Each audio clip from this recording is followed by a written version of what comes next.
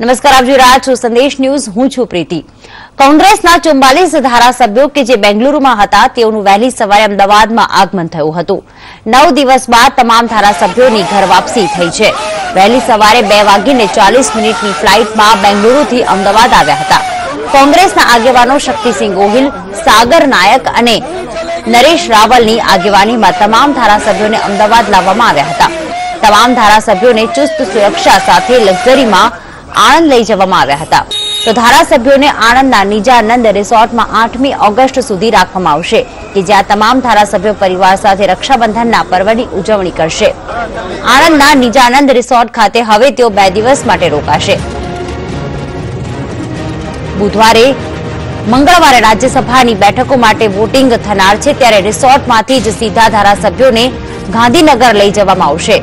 મળતી માહિતી પ્રમાણે સમગ્ર પ્રકરણને જોતા ગુજરાત કોંગ્રેસના મહામંત્રીને મહત્વની જવાબદારી સોંપવામાં આવી છે.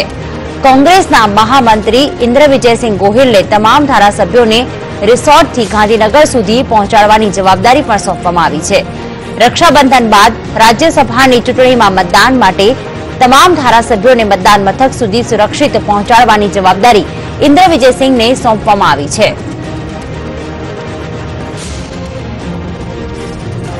તો 9 દિવસ બેંગલુરુમાં રોકાણ કર્યા બાદ કોંગ્રેસના તમામ ધારાસભ્યો આજે વહેલી સવારે એટલે કે 2:40 બેંગલુરુથી અમદાવાદ ફ્લાઇટમાં આવી પહોંચ્યા હતા અને ત્યાં ચુસ્ત બંદોબસ્ત વચ્ચે તેમને લક્ઝરી મારફતે આણંદના નિજાનંદ રિસોર્ટ ખાતે પહોંચાડવામાં આવ્યા હતા. ઉલ્લેખનીય વાત એ છે કે કોંગ્રેસના ધારાસભ્યોના એક પછી એક રાજીનામા બાદ કોંગ્રેસના જે તમામ ધારાસભ્યો હતા તેમને કોંગ્રેસ બેંગલુરુના ઈગલ્ટન રિસોર્ટમાં લઈ ગઈ હતી અને જે રક્ષાબંધનનો પર્વ છે ને જ્યારે આવતીકાલે રાજ્યસભાની ચૂંટણી માટે વોટિંગ થનાર છે ત્યારે આજે વહેલી સવારે તેઓ અહીં આવી પહોંચ્યા હતા અને નિજાનંદ રિસોર્ટમાં જ આ તમામ ધારાસભ્યો પોતાના પરિવાર સાથે ચુસ્ત પોલીસ બંદોબસ્ત વચ્ચે રક્ષાબંધન પર્વની ઉજવણી તો કરશે જ, પરંતુ આવતીકાલે જ્યારે સ્વર્ણિમ સંકુલ ખાતે રાજ્યસભાની ચૂંટણી માટે વોટિંગ થનાર છે ત્યારે નિજાનંદ રિસોર્ટથી જ તેમને ગાંધીનગર સ્વર્ણિમ સંકુલ ખાતે લઈ જવામાં આવશે ને ત્યારે તમામ ધારાસભ્યો વોટિંગ કરશે. ચુસ્ત પોલીસ બંદોબસ્ત ગોઠવવામાં આવ્યો છે. સાથે જ ધારાસભ્યો દ્વારા આજરોજ રક્ષાબંધનના પર્વની ઉજવણી પણ કરવામાં આવશે. એક તરફ રક્ષાબંધનનો પર્વ છે, બીજી તરફ ક્યાંક કોંગ્રેસ તૂટી રહી છે, તો ત્રીજી તરફ ક્યાંક રાજ્યસભાની એક સીટ બચાવવા માટે અને અહેમદ પટેલને જીતાડવા માટે કોંગ્રેસ અત્યારે મરણિયા પ્રવાસ કરી રહી છે. વધુ વાત કરવા જોડાઈ ગયા છે સંવાદદાતા હિરેન રાજ્યગુરુ. હિરેન, જણાવશું કે આજે વહેલી સવારે 2:40 તમામ ધારાસભ્યો નિજાનંદ રિસોર્ટ ખાતે આવી પહોંચ્યા છે. આજનો કાર્યક્રમ શું રહેશે? શું તેમના પરિવારજનો અત્યારે રિસોર્ટમાં પહોંચી ચૂક્યા છે કે કેમ?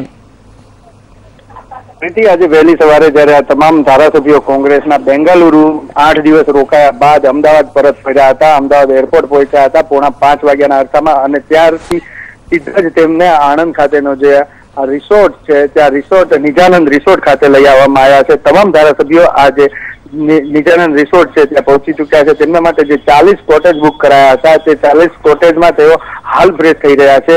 આજે જયારે રક્ષાબંધન છે અને તમામ ધારાસભ્યોની રક્ષાબંધનની ઉજવણી આ રિસોર્ટ ખાતે જ થવાની છે, ત્યારે જેમણે અગાઉથી જાણ કરી છે કે આ ધારાસભ્યોના બહેનો અહીંયા આવશે રાખડી બાંધવા માટે, રક્ષાબંધનની ઉજવણી કરવા માટે, તે તમામ ધારાસભ્યોના બહેનો અને તેના પરિજનો આજે અહીંયા પહોંચશે. આજે રક્ષાબંધનની ઉજવણીનો જે તમામ કોંગ્રેસના ધારાસભ્યોનો સામૂહિક કાર્યક્રમ રાખવામાં આવ્યો છે તે કાર્યક્રમ 12 વાગ્યાની આસપાસ યોજાશે. હાલ જો અહીંયા કોઈ પહોંચ્યા હોવાની જે માહિતી કોઈ પણ પ્રકારની નથી, કેમ કે કોઈ હાલ અહીંયા પહોંચ્યું નથી. કોઈ ધારાસભ્યના બેન નથી પહોંચ્યા કે કોઈ પરિજનો નથી. આ ધારાસભ્યો હાલ અંદર છે, તો તેમની સાથે પ્રદેશ કોંગ્રેસના જે કેટલાક અગ્રણી નેતા છે તેઓ છે, પોલીસ બંદોબસ્ત અંદર ગોઠવાયેલો છે અને યુથ કોંગ્રેસના કેટલાક કાર્યકરો કે જેમને વિવિધ જવાબદારી સોંપવામાં આવી છે તે અંદર છે. આણંદ શહેર અને આણંદ જિલ્લા કોંગ્રેસના જે અગ્રણીઓ અને મુખ્ય કાર્યકરો છે કે જેમને પણ અલગ અલગ કામગીરી સોંપવામાં આવી છે. અહીંયા જે વ્યવસ્થા કરવાની છે તે વ્યવસ્થાના ભાગરૂપે તેઓને અંદર રાખવામાં આવ્યા છે. અને એક વાત સ્પષ્ટ છે, તમામ જે લોકો અંદર છે હાલ તેમને અંદર મોબાઈલ અલાઉડ નથી. ત્યાં સુધી કે જે રિસોર્ટ છે તેમનો સ્ટાફ છે તેમને પણ મોબાઈલ અલાઉડ કરવામાં નથી આવ્યા. પ્રીતિ, જે આભાર હિરેન સમગ્ર વિગતો બદલ.